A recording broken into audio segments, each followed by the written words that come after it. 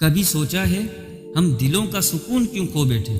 کیونکہ ہمارے دل بدگمانی سے بھر چکے ہیں۔ حالانکہ قرآن تو ہمیں بہت پہلے تنبیہ کر چکا، یا ایھا الذین آمنوا اجتنبوا کثیرا من الظن ان بعض الظن اثم، اے ایمان والو بدگمانی سے بچو کیونکہ بدگمانی ایک گناہ ہے۔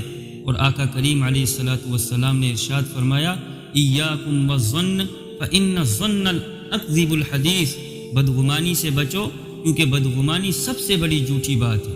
بدگمانی صرف ایک سوچ نہیں، یہ دل کا بھی زہر ہے۔ بدگمانی کرنے والا بد زبان بھی بنتا ہے، بد کلام بھی بنتا ہے، اور پھر دوسروں کے عیبوں کو بھی تلاش کرتا ہے، اور پھر دل نفرت سے بھر جاتا ہے، اور آخر میں وہ سکون بھی کھو بیٹھتا ہے۔